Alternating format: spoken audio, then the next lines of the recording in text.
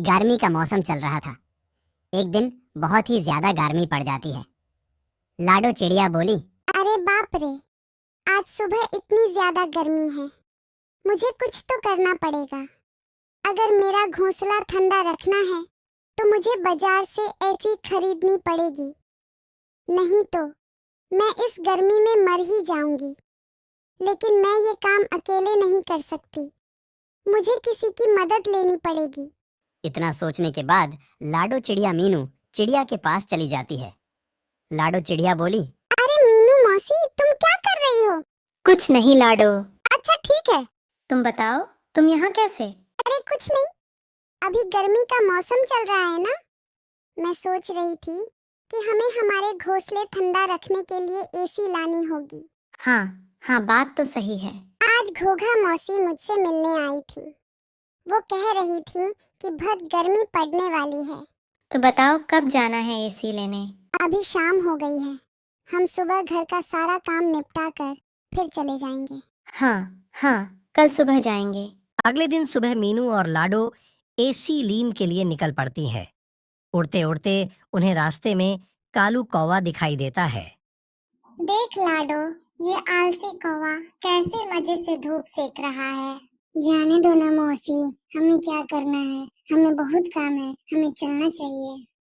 नहीं लाडो, ये आलसी कौवा ऐसे मजे से बैठा है, ये मुझसे नहीं देखा जा रहा। तुम देखो मैं इसे कैसे काम पर लगाती हूँ।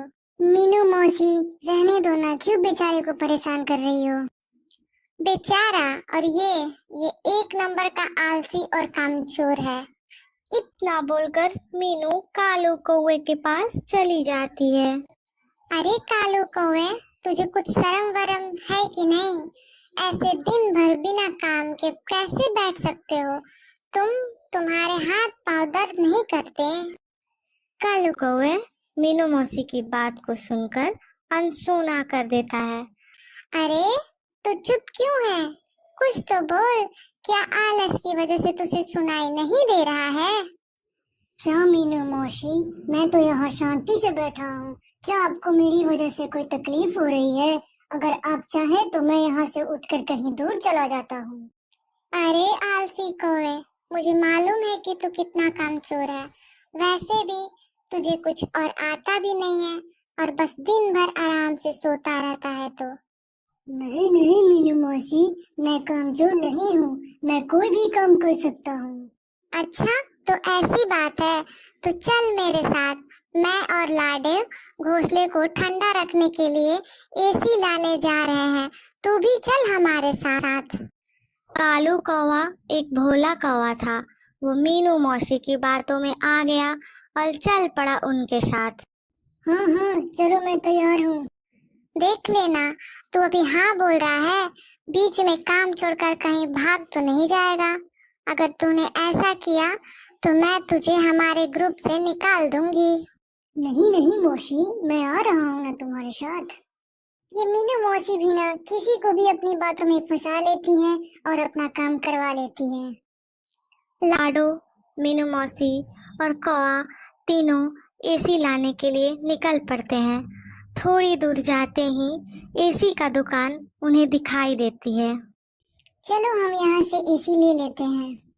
तीनों एसी लेके घोंसले की तरफ निकल पड़ते हैं और लाडो चिड़िया के घोंसले के पास आ जाते हैं। तभी मीनू चिड़िया लाडो से कहती है, लाडो, तुम्हारा घोंसला तो बहुत छोटा है, अगर हम यहाँ एसी लगाएंगे ठंडा नहीं होगा। हम एक काम करेंगे, मेरा घोंसला बहुत बड़ा है, हम वहाँ एसी लगाएंगे और रात में हम तीनों वहीं पर एसी चला के आराम से सो जाएंगे। आप सही कह रही हैं मीनू मौसी, हम वैसा ही करेंगे। कालू भैया चलिए, हम मीनू मौसी के घोंसले की तरफ चलते हैं। कालू लाडो की हाँ में हाँ मिलाकर पीछे पीछे चल पड़ता है। तीनों मिलकर एसी मौसी के घोंसले में लगा देते हैं। रात को तीनों मिलकर मौसी के घर एसी लगाते हैं और आराम से सो जाते हैं। जब सुबह हो जाती है तो कालू कौवा कहता है, कल तो मुझे बहुत अच्छी नींद आई, लेकिन अब मुझे बहुत ज्यादा भूख लग रही है। भूख तो मुझे भी लगी है कालू भैया। देखते हैं मीनू मौसी के घर कुछ खाने के लिए है कि नहीं। अरे मीनू मौसी, हमें बहुत भूख लगी है, आपके पास कुछ खाने को है? हाँ हाँ, मेरे पास थोड़ा अनाज बचा है। दोनों थोड़ा थोड़ा करके अनाज खा लेते हैं। खाना खाने के बाद लाडो कालू से कहती है, चलो कालू भैया, हम घूमने चलते हैं। लाडो, तुम एक काम करो, घर में सिर्फ थोड़ा ही अनाज बचा है। अगर मैं अकेली होती तो अनाज बच जाता, लेकिन अब हम 3 लोग हैं, इसीलिए हमें और अनाज चाहिए। आप सही कह रही हैं मौसी, मैं और कालू भैया अभी निकलते हैं। दोनों अनाज लेने के लिए निकल पड़ते हैं। उधर लाडो और कालू मेहनत कर रहे थे और इधर मतलबी मीनू मौसी मजे से अपने घोंसले में सो रही होती है। ये गर्मी कितनी अच्छी होती है। ये दोनों अनाज लेकर वापस आए, तब तक मुझे घर का दरवाजा अंदर से बंद कर लेना चाहिए। मैंने उन दोनों से झूठ कहा है कि अनाज खत्म हुआ है, लेकिन ऐसा नहीं है। मैंने बहुत सा अनाज पहले से ही जमा करके रखा हुआ है। मेरी पूरी गर्मी ऐसे ही मस्त से एसी में हवा खा के निकल जाएगी। इधर लाडो और कालू अनाज ढूंढते ढूंढते बहुत दूर तक आ जाते हैं और उन्हें वापस आते आते रात हो जाती है। और इधर पीहू मौसी घर का दरवाजा बंद कर देती है। मीनू मौसी के घर के बाहर आ जा लाडो घर का दरवाजा खटखटाती है। मीनू मौसी, ओ मीनू मौसी, दरवाजा खोलिए, हम हैं। शायद मौसी सो गई हैं, मैं देखता हूँ। अरे मौसी, जल्दी दरवाजा खोलिए, बाहर बहुत गर्मी है।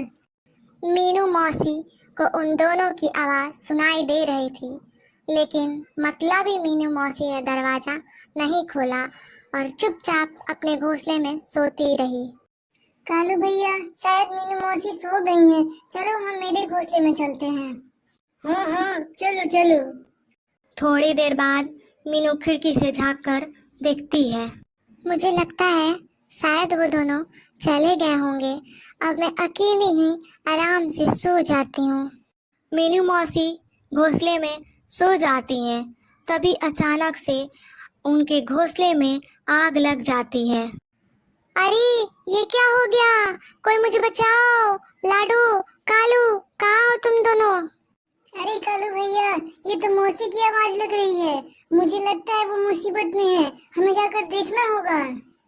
जैसे ही वो दोनों मौसी के घोंसले के बाहर जाते हैं, देखते हैं कि घोंसले के चारों तरफ आग लगी होती है। कालू हिम्मत और बहादुरी से दरवाजा तोड़ देता है और मौसी को आग से बाहर निकाल देता है। मौसी के पंखों में आग लग चुकी होती है। तभी कालू कौवा मौसी को पास वाले तालाब में छोड़ देता है।